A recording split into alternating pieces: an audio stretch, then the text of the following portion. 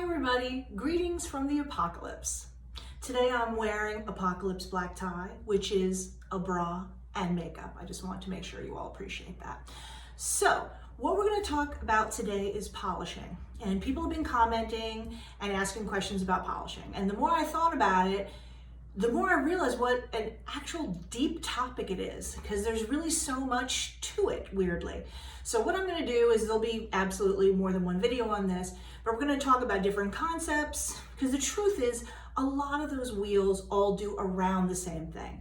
There really aren't maybe as many options as you think, in the sense that many different wheels will give you kind of a similar effect. But what we're going to start off with is the central idea behind cleanup is removing marks, right?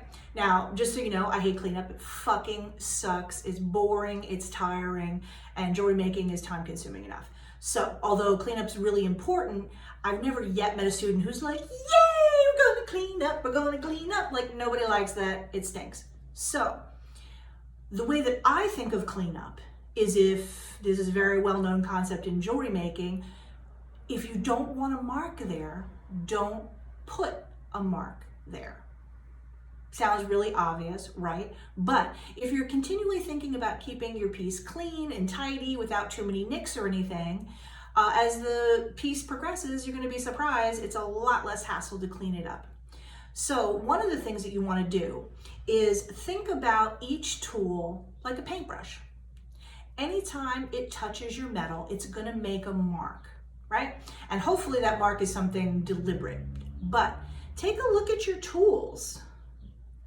Do they have a bunch of nasty scratches? Do they have some gooky rust on them? Like, what do they look like? And remember, like, let's say my round nose pliers here, I mean, these are actually pretty clean because I'm pretty OCD about keeping them clean. But let's say they had a lot of marks and crap on them. Every single time I make a link or I bend something, I'm taking that exact same mark and I'm putting it on my piece again and again and again and again. And every single one of those stupid little marks is going to either you clean it up or you just live with it, which, an organic look can be fine, but I usually don't really like to see tool marks on my piece. You can make yourself happy in that particular department and see how you feel about it, but I don't like to do that. I like my marks to be deliberate because I'm a big control freak, which is, a thing for metalsmiths. So the first thing I want you to do is just pick up all the tools that you're using to touch your metal, like, your hammer. Look at the surface. If there's crud there, that is getting put into your work again and again and again.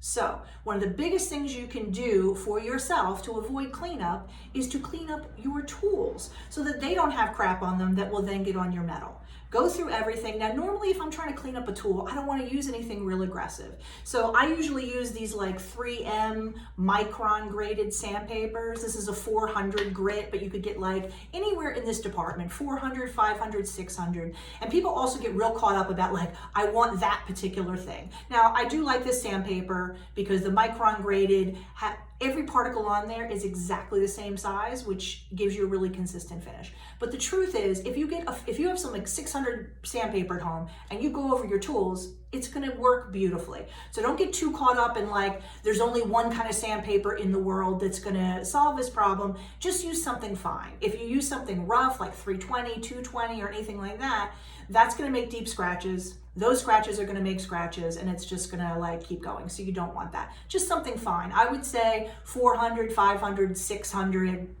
You could even start with something really fine like 800, but it might take you a little longer to get out the stuff depending on how corroded everything is. Okay? So think about your tools like your paintbrush, and don't put anything on your piece that you don't want to see there in the end. As these videos go on, we're going to talk about a whole lot more about polishing, but this is really the first thing that I want you to think about before you approach any of it, is if I don't want a mark there, don't put a damn mark in there, okay?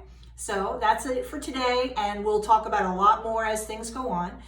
Do me a favor, if you're enjoying these videos, please leave me comments about topics you wish to discuss, problems you're having, anything like that. The more I know about what people are interested in, what they're having problems with, what they're confused with, the better and easier it is for me to develop these little, quick video topics to hopefully dispel some problems you're having. Okay? So, see you next time.